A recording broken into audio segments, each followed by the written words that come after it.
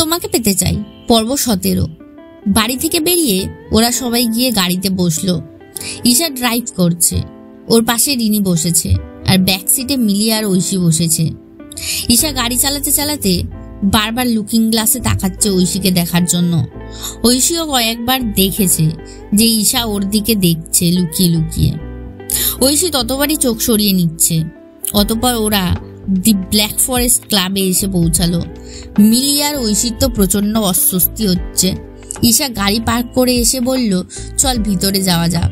রিনি বলল, চল।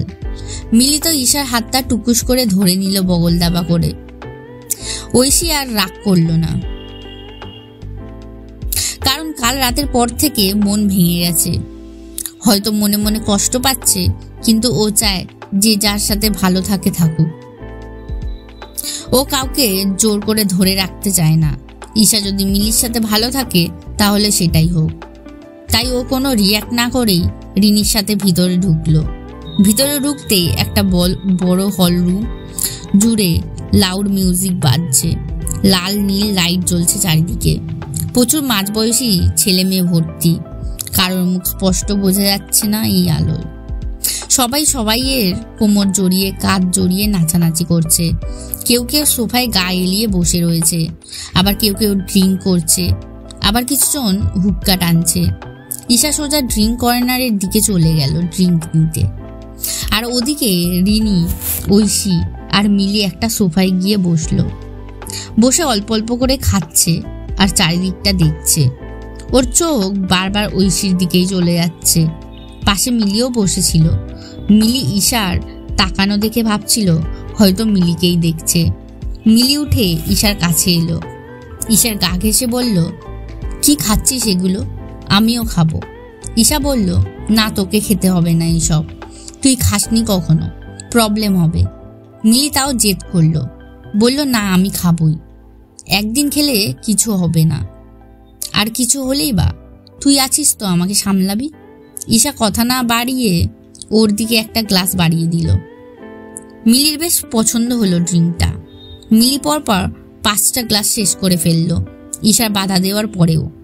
মিলির আস্তে আস্তে নেশাটা চড়ছে এবার। ওদিকে ঐশী তখন থেকে মিলি আর ঈশার দিকে তাকিয়ে সবকিছুই দেখছিল। ঐশীর ভীষণ অস্বস্তি হচ্ছিল এরকম পরিবেশে। তার মধ্যে মিলিকে ঈশার সাথে দেখে ওর আরো কষ্ট হচ্ছিল।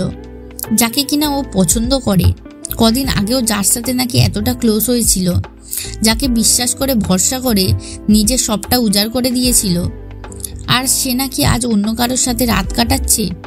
এসব ভাবলেই ঐশীর ঘেন্নায় গা গুলিয়ে আসছে। ঐশীও আর বসে থাকতে পারে না। ঐশী রিনিকে বলে, চলো একটু ড্রিঙ্ক করা যাক। রিনিও রাজি হলো। রিনি আর ঐশী ড্রিঙ্কের দিকে গিয়ে দুজনে দুটো ওয়াইনের গ্লাস নিল। ঐশী পরপর গ্লাস শেষ করে দিল। ঐশী ড্রিঙ্ক করার সাথে সাথে ঈশার দিকে দেখছিল বারবার। ওদিকে তো মিলি একদম ঈশার গায়ের মধ্যে ঢুকে আছে। মিলি নেশার ঘরে কি করছে নিজেও জানে না।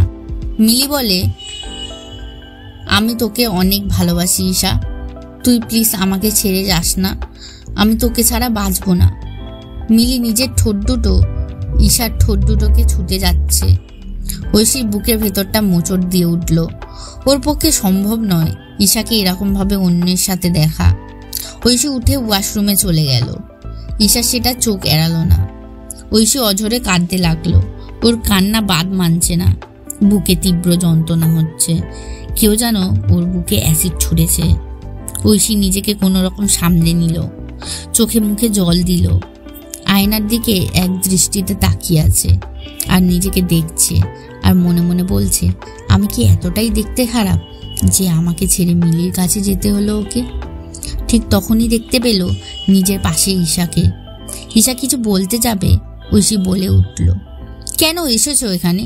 কি চাই? চলে যাও এখান থেকে, তোমার মুখটাও দেখতে চাই না আমি। ঈশা বুঝতে পারছে ঐশী ওতে আঘাত পেয়েছে। ঈশা পেছন থেকে ঐশীকে জড়িয়ে ধরে ঘাড়ে মুখ ডুবিয়ে দিয়ে বলল, ঐশী, তুমি আমায় ভুল বুঝছো। তুমি যা ভাবছো তা নয়, আমি শুধু তোমারই, আর কারণ নয়। ঐশী চুপচাপ দাঁড়িয়ে আছে। ঈশা ঐশীর ঘাড়ে নিজের ঠোঁট দিয়ে বিচরণ করছে আর মাঝে মাঝে কিস করছে। ঐশী যেন কোনো এক নেশার ঘোরে হারিয়ে যাচ্ছে। ঐশী কাঁপা কাঁপা গলায় বলল, ঈশা কি করছোটা কি? ছাড়ো আমায়। আজ আমার সাথে, কাল মিলির সাথে, তুমি দুজনের সাথে এরকম করবে সেটা তো হয় না। আমাকে আর মিলিকে দুজনকে তুমি ঠকাচ্ছ। আমাকে ঠকাচ্ছ ঠকাও, কিন্তু মিলিকে ঠকিও না। ও গ্রামের সাদাসিধে মেয়ে, ও এইসব কিছু বুঝবে না। ওর সাথে এমন করো না। ঈশা তখনও গলায় ওর ঠোঁট দুটো এদিক ওদিক বিচরণ করাচ্ছে।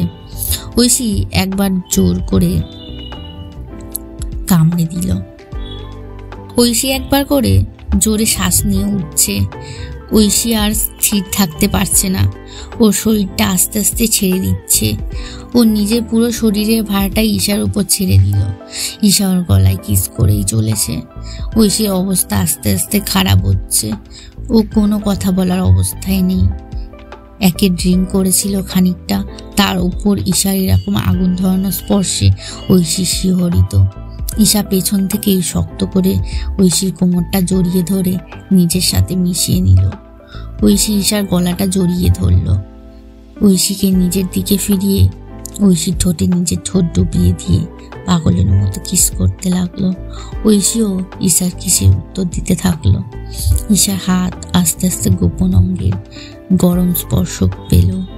ঐশীকে কোলে নিয়ে ওয়াশরুমে স্ল্যাবে বসিয়ে দিল। কিস করতে করতে ঈশার হাতের আঙুল ঐশীর গোপন অঙ্গে পৌঁছিয়েছে। ঈশার আঙুল ঐশীকে প্লেজার দেওয়ার চেষ্টা করছে। একটা আঙুলের পর আরো একটা আঙুল চালনা করলো ঈশা।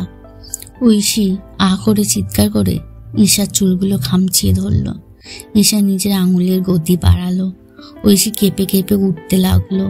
ঐশী আর থাকতে না পেরে ঈশাকে বলল, please eat me, Isha. Please eat me. I can't control myself. Please do it quick. Isha ঐশীর চাওয়া বুঝতে পেরে আর দেরি না করে ঐশীকে একটা গভীর চুম্বন দিয়ে হাঁটু গেড়ে বসে পড়ল।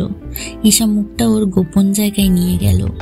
ঈশা নিজের জিভটা দিয়ে স্পর্শ করতে ঐশী ঈশার মাথাটা আরো শক্ত করে চেপে ধরল ওখানে।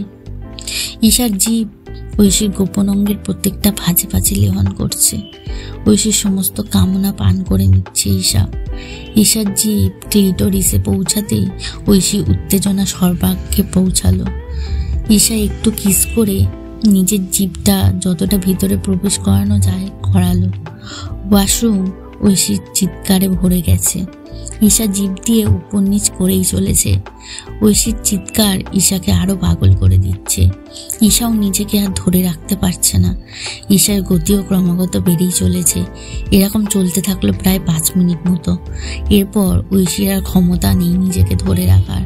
ঈশার মুখে তখন ঐশীর সুক্রস। ঐশী এবার নিজেকে থামালো। নিজের মুখটা তুলে মুখটা মুছতে মুছতে উঠে দাঁড়িয়ে ঈশা ঐশীর কোমরটা জড়িয়ে নিজের কাছে টেনে নিল।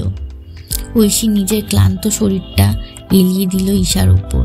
শক্ত করে জড়িয়ে ধরে মিনমিনে কণ্ঠে বলল, তুমি অনেক খারাপ ঈশা। যখন ইচ্ছা হয় ভালোবাসো আমায়, যখন ইচ্ছা হয় দূরে সরিয়ে দাও। একবারও ভাবো না আমার কথা। আমার কতটা কষ্ট হয় জানো? কত রাত ঘুমাইনি। খবর রাখো।